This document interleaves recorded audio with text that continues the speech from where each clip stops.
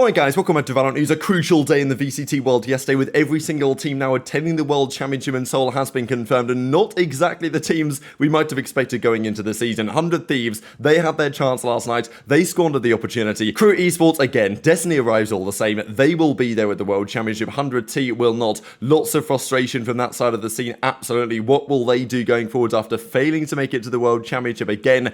Does this team need to blow it up and make some wholesale changes? But also Zellsis revealing some serious problems behind the scenes in the North American side of scrims right now, not just exclusive, by the way, to the Americas, but also in other regions as well. Very much on Twitter, your thoughts in the comments. Hit the like button if you enjoy. Subscribe if you're new, as always, I would greatly appreciate it. First of all, this is pretty funny. We'll get into the 100D stuff in a second, but of course the Chinese region were, well, giving their perspective, let's say, on the whole Boostio thing. You guys remember when he was talking trash in the Chinese scene, and, well, of course, these are going to be the 16 teams at the World Championship. Boostio is not among those players to try and defend his title. Let's talk about China, though, real quick as well. I'll just really look at what's happening around the world of Valorant, because the playoffs are basically coming to a conclusion as of today. Yesterday, FPX did win that game 5, by the way, against Trace Esports, 13-8. So we did, after some close fought affairs, get the grand finals that was expected. Edward Gaming versus FPX. And as I'm recording this video, this is a 2-2 brawler. Binder's yet to start, but yeah, this will determine the champion of the region.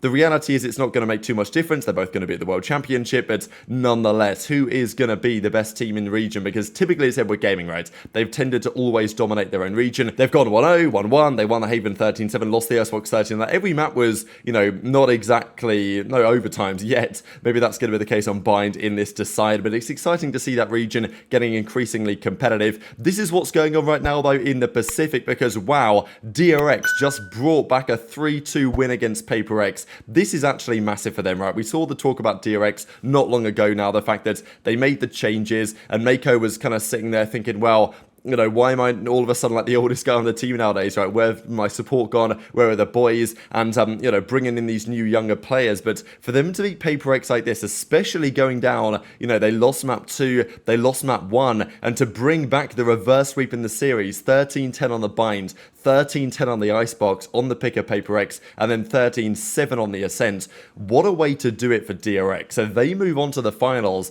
And look, what really matters now is champions, but you've got to look at these matches and think, oh my god, they are setting the scene for an incredible World Championship to come. So that's going to be a Gen.G DRX Grand Final in the Pacific to determine the #1 team in that region going into the World Championship. And then in EMEA, we had Vitality take down Team Heretics. So again, one of these surprising results, it's got to be said. You know, Boo and Mini Boo, I honestly thought, especially with the changes to Neon and everything, that they were going to be incredibly difficult to stop for the rest of the season. But all of a sudden, both Paper X and Heretics having a bit of regression and not an optimal moment for those respective teams. So, you know, Vitality go through and they will play Fnatic tomorrow. Actually, no, it's today, isn't it? In the grand finals in just a couple of hours' time. So what a set of results around the world of Valorant here. Before we get though into the Americas, wanted to share this. Now, this was a very kind of wide-reaching interview here with Zellsis. There was, you know, obviously one of the primary quotes was about they've been treating it like a side hustle and obviously need to lock back in for the big run towards the championship. Not that far from now, because of course Sentinels did end up making it. But there was a couple of interesting things as well here said, especially on scrim leaks, effectively. So there's rumours going around, I think Frost has even mentioned this over in the Pacific side, although that didn't really gain quite the same traction as this has done from Zellsis, that there are certain teams that when you practice against them in the Americas, they will tell their friends on other teams exactly what they played up against. So if you're Sentinels, you're practicing a new composition against a certain team, you may find that that certain team may tell a friend or two on another pro team that might be able to play Sentinels, hey, on Binds, they were practicing with this comp. Oh, hey, they were using this strat in these situations, which is obviously a bit of a problem. So Sentinels and Zellsis definitely talking about the integrity from some of these players, which was, well, not necessarily what they would like to see. Been really rough as well, so.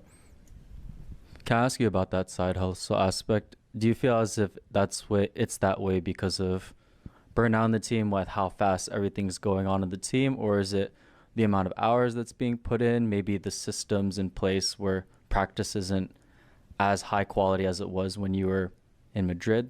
Can you just elaborate on that a bit more? I mean, I definitely think practice quality in NA is pretty rough right now.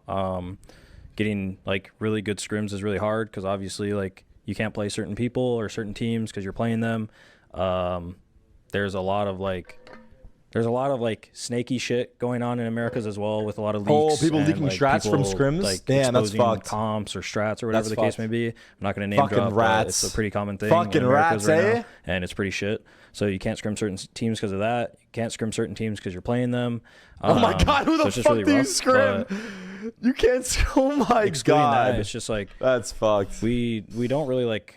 I mean, That's it's just the fucked. last 2 weeks, which it's really shit to like compare the last 2 weeks to like overall because I really felt like we were like we went 3-0 in groups or like 3-0 to start undefeated. Like we looked really good. We were like peaking even like past Madrid form in my opinion. I like Ventili's sweater. We were so ready for like everything, and then like I think a bunch of like personal things just like hit us all at once. Like maybe we got a little complacent. I wouldn't really say we were burnt out. I wouldn't really say we're tired. If people are, then that's like, I mean, that's a whole nother issue. But I think I'm fine, to be honest. I mean, I'm going through some personal things as well, but I'm like trying to push myself and give 110% always. May not be the best, but I'm trying. And yeah. So what is there to be done about this, right? Because if you're Sentinels now going into Champions, what do? I guess the good point is that Ascension is coming up. You know, it's not already done, right? Tier 2's not done already, which definitely means that for the Ascension piece of the puzzle, they can still scrim against those teams for the time being. But then maybe those teams are the problem. Who knows? And you're not going to want to scrim against teams that are not going to be there at the World Championship. They're done, right? They ain't scrimming anymore. So good luck getting practice against, you know, NRG, because NRG don't exist anymore, right? Their team is going to be done for the season, right? So, you know, that's the serious problem here that they have to run into. But let's talk about some of the matches in the Americas, because this is an unbelievable arc from G2. Like, I thought Lev were going to probably 2-1 this series, but no. Lev turned up, as they sometimes do at internationals, and don't really deliver. Like, the thing is with Lev is, you know, like, I want to give G2 the credit here more so than talking about Leviathan, but because I know that Lev is still going to be a threat. They always do have the tendency to, you know, maybe has a bad series or whatever. But we've got to give the credit to G2 because Jonah P, you know, the professor, whatever you want to say, and Valen doing the in-game leading. The crazy thing to me about the series was that Trent didn't even have a very good one, and yet they crushed them. 13-8, 13-6, not even close. G2 just dominated the number one team in the Americas right now, and well, they become the number one team in the Americas, assuming that they go on to win the grand finals, which is not guaranteed, but we'll discuss how that's going in just a couple of seconds. Let's not forget, this G2 team nearly wasn't even in the league, right? So last season, Riot nearly made the decision to not even put them in, right? Because they were the guards, and all of a sudden it was like, well, you know, the guards, they got rid of the guard, and G2 want to buy them, but we don't want to let them be sold. And they were on the verge of not even allowing this promotion to happen. And thankfully they did, because what an exciting team. The progress they've made has been absolutely awesome to watch as well.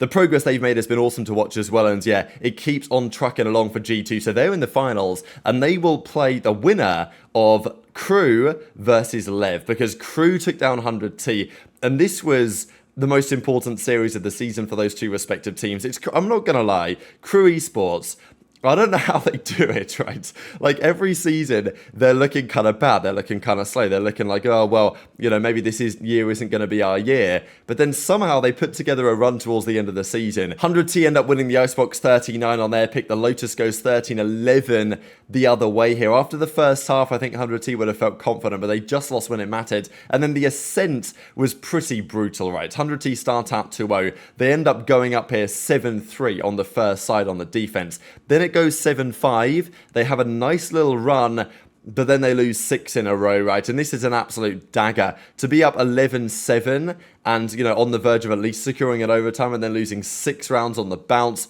that is a very 100T way to lose a series. And it's, you know, I feel bad for the 100T fans that have to go through this, right? Because, you know, I know there's 100T fans out there that are thinking, oh my God, why did I have to choose this team when the league started? Because, you know, they've done it again, right? But, you know, Crew Esports, as I said at the start of the video, Destiny arrives all the same. They're going to be there with the World Championship, as they tend to always be. And obviously, Boostio, look, he's talking trash. He wears his heart on his sleeve. It is what it is. He's got to be prepared for the fact that if he loses, people are going to talk trash back. And as he says, no chance for me. Sorry to the fans. Obviously, Zellsis is trying to give him some support here. But yeah, difficult scenes to see from EU and the other guys. Because 100T, like, they're clearly a team with a lot of promise and potential here, but when it matters, they can't seem to get over the line. And I think that, not qualifying for champions this year for 100 Thieves is not going to be, in hindsight, an acceptable result. And therefore, I'm sure they'll have to consider what changes they might make, especially because all their players are free agents at the end of the season, as we found out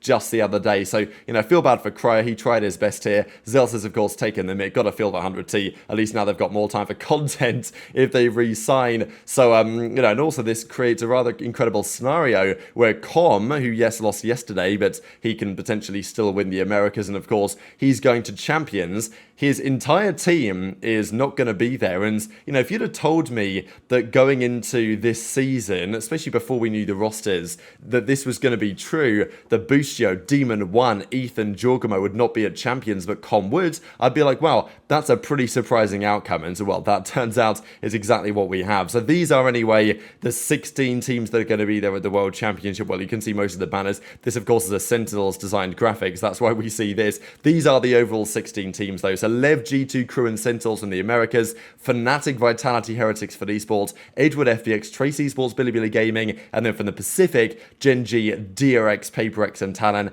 That is how it stands right now. So very much interested to your thoughts on all this stuff in the comment section below. Hit the like button if you enjoyed, subscribe if you're new, take care, and I'll see you next time.